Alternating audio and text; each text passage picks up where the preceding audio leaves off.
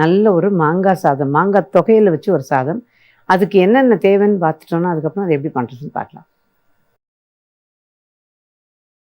மாங்காய் தொகையில் சாதம் செய்ய தேவையான பொருட்கள்: துருவிய மாங்காய் 1 கப், பெருங்காயம் 1/4 டீஸ்பூன், துருவிய தேங்காய் 1/4 கப், கருவேப்பிலை சிறிதளவு, பச்சை மிளகாய் 3 அல்லது 4, காய்ந்த மிளகாய் 4, தாளிப்பதற்கு கடுகு 1 டீஸ்பூன், உளுந்து 1 டீஸ்பூன், கடலைப்பருப்பு 2 டீஸ்பூன், உப்பு ருசிக்கேற்ப, எண்ணெய் தேவையான அளவு. இப்போ இந்த மாங்காய் துவையல் சாதத்துக்கு தேவையான பொருள்லாம் பார்த்தோம் இல்லையா? யூஸ்வலாக வந்து மாங்காவை துருவிட்டு அதுக்கப்புறம் அதை தாளித்து கொட்டி இந்த மாங்காயை வதக்கி நம்ம கொட்டி சாதமாக கலக்கும். பட் இந்த மாதிரி தொகையெல்லாம் பண்ணும்போது என்ன ஆகுது, நல்லா உப்பு காரமெல்லாம் சார்ந்துக்கிட்டு அந்த சாதம் அவ்வளோ டேஸ்டியாக இருக்குது. அதுதான் எனக்கு அந்த மாதிரி பண்ணலாமே அப்படின்னு பண்ணுறேன். இதுக்கு வந்து ஒரு பேனில் கொஞ்சமாக முதல்ல எண்ணெயை விட்டு தாளித்து கொட்டிடலாம். ஏன்னா ஒரே பேனோட உங்களுக்கு வேலை முடியும். எப்போ வீட்டில் பார்க்கும்போது அப்படி தானே, கூடினா மட்டும் நான் வந்து நிறைய பாத்திரம் எடுக்க மாட்டேன். என்ன பாத்திரம் எடுக்கிறோமோ அந்த பாத்திரத்தை கழுவி உபயோகப்படுத்தவே பார்ப்பேன். அந்த வகையில் நான் என்ன பண்ணேன், இந்த மாதிரி கிளறு சாதமாக வந்து அது என்னென்ன முதல்ல தாளித்து கொட்டணுமோ அதெல்லாம் தாளித்து கொட்டி ரெடியாக வச்சுட்டு அதுக்கப்புறம் தான் அதை வதக்கிற வேலை அந்த மாதிரி இதுக்கெல்லாம் வருவோம். ஸோ அந்த மாதிரி தான் இதுக்கு நான் வந்து முதல்ல தாளித்து கொட்டிடலாம் அந்த சாதத்தில். ஏற்கனவே சாதம் வந்து ஒரு அழகு, அதாவது 1 கப்பு அரிசி எடுத்து ஊற வச்சு அது பச்சரிசியோ புழுங்கலரிசியோ உங்கள் வீடுங்களில் நீங்கள் என்ன சாப்பிடுவீங்களோ அந்த அரிசியை வந்து கொஞ்சம் உதிராக வடிச்சுக்கணும். இதுக்கு வந்து குழஞ்செல்லாம் நல்லா இருக்காது, ஓரளவுக்கு நல்லா வெந்திருக்கணும், ஆனால் உதிராக இருக்கணும். அந்த மாதிரி இருந்தால் தான் நல்லாயிருக்கும். ஸோ இதுக்கு வந்து எண்ணெய் காஞ்சதும் கடுகு நல்லா பொரிய விட்டுட்டு தீயை கொஞ்சம் குறைச்சிடலாம். நல்லா பொரிஞ்சு வெளியில் எடுக்கிறது அதோட கடலைப்பருப்பு. பட் கடுகு எந்த டிஷ்ஷாக இருந்தாலும் கடுகு நல்லா பொரியணும். அதே மாதிரி இது உளுந்து சேர்த்துக்கிறேன். அதே மாதிரி கடுகு பொரியாமல் நம்ம போடவும் கூடாது, உளுந்தை ரொம்ப நிறம் மாறவும் நம்ம விடக்கூடாது. இந்த 2 காஞ்ச மிளகா முழுசாக போட்டாலும் சரி, நம்ம உடச்சி போட்டாலும் சரி. நம்ம வந்து ஒரு வாசனைக்கு போடுறோம் அதை. இப்போ இது இளம் வறுப்பாக வறுக்கிறதுன்னு சொல்லுவாங்கல்ல, நான் ஒவ்வொரு இதுலேயும் சொல்லுவேன் அதை. அந்த மாதிரி வறுத்தா தான் நம்ம பண்ணுற டிஷ்ஷு நல்லாயிருக்கும், பார்க்குறதுக்கும் நல்லாயிருக்கும். அவ்வளோதான். இதில் கொஞ்சமாக கருவேப்பிலை,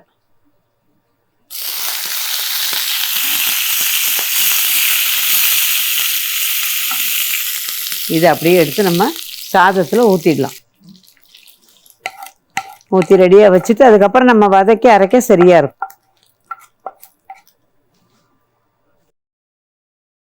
இப்போ வதக்கி போட்டுட்டோம். இந்த பேனில் திரும்ப கொஞ்சம் எண்ணெய். இது வந்து நம்ம தொகையில் வதக்கிறதுக்கு தான். முதல்ல தான் நம்ம எண்ணெய் கொஞ்சம் அதிகமாக போட்டோம். இன்னொன்று என்னன்னா, இதுக்கெலாம் நெய்லாம் வேண்டாங்க. இந்த மாதிரி சாதத்துக்கு வந்து பர்டிகுலர் இந்த மாதிரி மாங்காய் தொகையில் சாதத்துக்குலாம் வந்து நெய் அவ்வளோ சூட் ஆகலை. ஒரு எண்ணெயிலே எல்லாம் பண்ணிடலாம். இதை முதல்ல வந்து லேசாக காஞ்சதும் 2 காஞ்ச மிளகா இதை கொஞ்சம் வறுத்துருவோம்.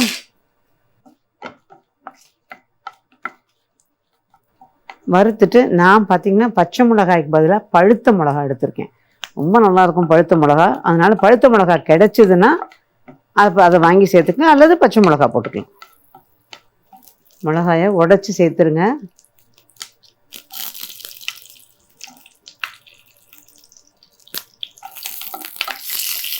லேசாக கொஞ்சம் பொரியட்டும், அப்போ அந்த காரம் தனியும். இப்போது இதில் மாங்காய் துருவல், இது நல்ல புளிப்பான மாங்காயாக இருந்தால் அதுக்கு தகுந்த மிளகாயை போட்டுக்கணும். புளிப்பு கம்மியாக இருக்க மாங்காயாக இருந்தால் அதுக்கு தகுந்த மிளகாயை குறைச்சிக்கணும். கருவேப்பிலை கொஞ்சம், இதில் இந்த எண்ணெயோட ஓரத்தில் கொஞ்சமாக பெருங்காயம், ரொம்ப பெருங்காயம் வேண்டாம், கொஞ்சம் பெருங்காயம். இந்த பெருங்காயம் கொஞ்சம் ஸ்ட்ராங்காக இருக்குங்கிறதுனால நான் கொஞ்சமாக சேர்த்துருக்கேன். அதோடையே தேங்காய் துருவல். மாங்காய் வந்து வெந்து அப்படி நிறம் மாறி அப்படிலாம் ஒன்றும் இல்லைங்க, லேசாக வதக்கணும். ரொம்ப வேக விட்டிங்கனாலும் நல்லா இருக்காது, மாங்காயோட டேஸ்ட் மாறும். இப்போ இது நல்லா வதங்குதில்ல. இதில் இந்த சாதத்துக்கு தேவையான ஓரளவுக்கு கொஞ்சம் உப்பை சேர்த்துருவோம். பொதுவாக நம்ம வந்து சாதம், இந்த கலந்த சாதம் வர்க்கானங்கள்லாம் பண்ணும்போது சாதத்தோட கொஞ்சம் உப்பையும் சேர்த்து வடிச்சிடுவோம். அந்த மாதிரி வடிச்சிங்கன்னா உப்பை வந்து நம்ம மற்றது சேர்க்குற போது பார்த்து கவனமாக சேர்த்துக்கணும். ஆனால் அதோட சேர்த்து வடித்து பண்ணும்போது ரொம்ப நல்லாயிருக்கும். அந்த சாதத்தை வந்து ஆக்சுவலாக என்ன பண்ணுவாங்க வீடுங்களில், எங்கள் வீட்டிலலாம் இந்த உப்பு சேர்த்து வடித்த சாதமாக இருந்ததுன்னா கொஞ்சம் நெய்யை விட்டு அதை சாப்பிட அவ்வளோ டேஸ்டியாக இருக்கும். ரொம்ப நல்லாயிருக்கும். அது கொஞ்சம் வெறும் சாதமே, வெறும் உப்பு சாதமே அவ்வளோ டேஸ்டியாக இருக்கும். ஸோ சாதம் வந்து வர்க்கணங்களுக்கு உப்பு சேர்த்து வடிச்சிங்கன்னா நல்லாயிருக்கும். அவ்வளோதான். இதுக்கு மேலே நம்ம வந்து வதக்கவும் கூடாது. போதும். அப்போ இந்த மாங்காயோட நிறமும் மாறும், டேஸ்ட்டும் மாறும். இப்போ இதை அரைச்சி இதோட சேர்த்து நம்ம ஒன்றா கலக்கணும். அது ஒன்று தான். இதை ஆற வச்சு அரைச்சிடுவோம்.